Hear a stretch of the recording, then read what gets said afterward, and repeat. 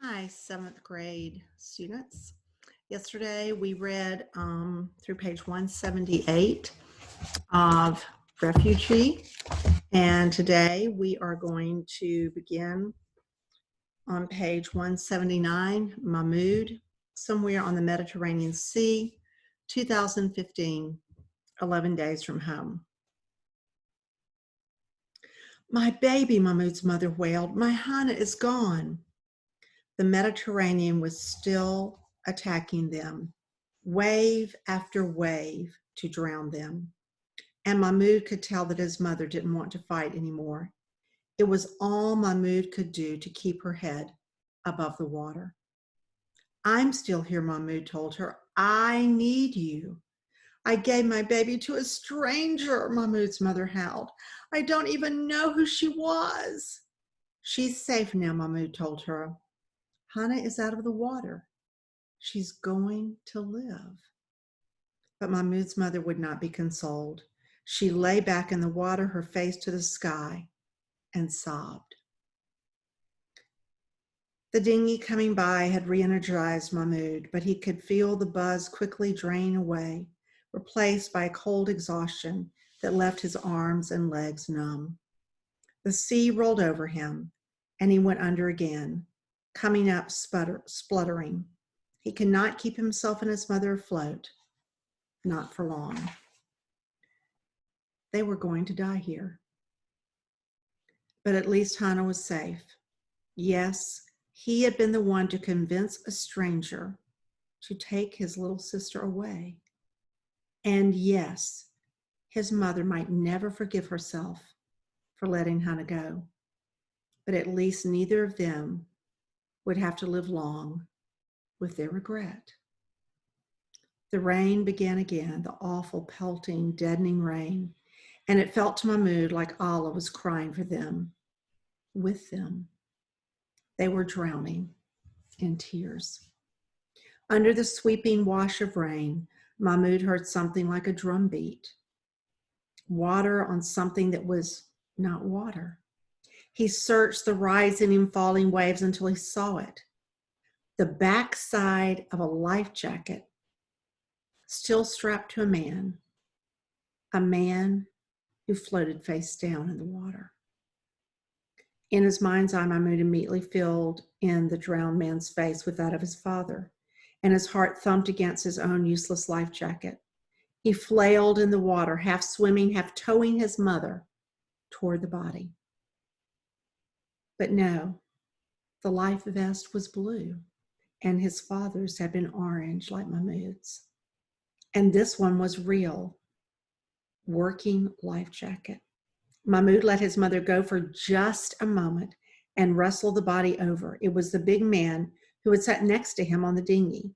His eyes and mouth were open, but there was no life in either one. The man was dead. It wasn't the first dead body Mahmoud had seen. Not after 4 years of civil war, with his hometown right in the center of the fighting. A man had been killed right next to him in his family's car. He realized with a start. How long ago had that been? Days? Weeks? It seemed like a lifetime ago. But no matter how many times he saw death, it never stopped being horrifying. Mahmoud shuddered and recoiled. But if the man was dead, that meant he didn't need his life jacket. Mahmoud fought down his fear and fumbled with the straps on the dead man's life jacket. Mahmoud's fingers moved, but he couldn't feel them. His hands were like blocks of ice. He only knew he was touching the straps because he could see it happening. Finally, he got one strap unbuckled and another, and as the body began to shift in the vest, Mahmoud realized he was condemning this man to the bottom of the sea. He would never be bathed and wrapped in a kafan, never be mourned by those who loved him, never have his friends and family say prayers over him, never be buried facing Mecca. Mahmoud was putting a man in his grave, and he had a duty to him.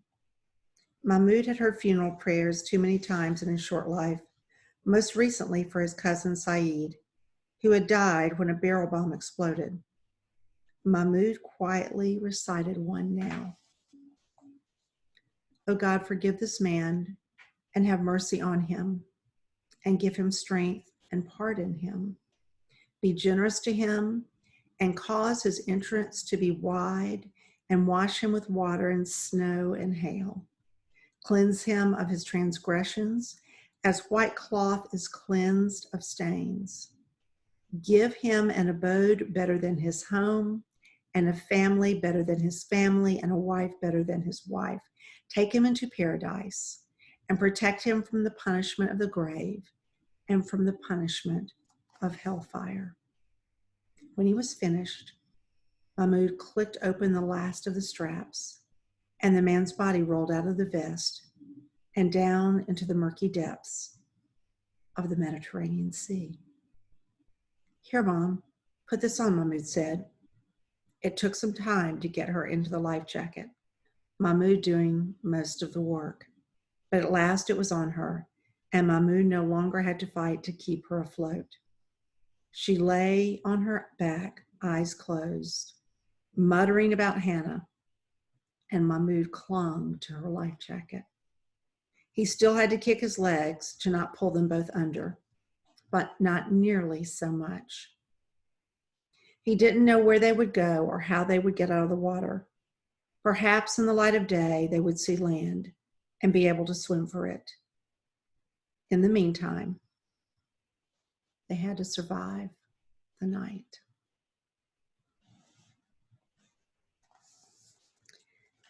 We'll stop there, and tomorrow we'll begin with Joseph, just outside Havana Harbor in 1939. And if you remember, we left Joseph, his father had jumped overboard off of the ship into the harbor.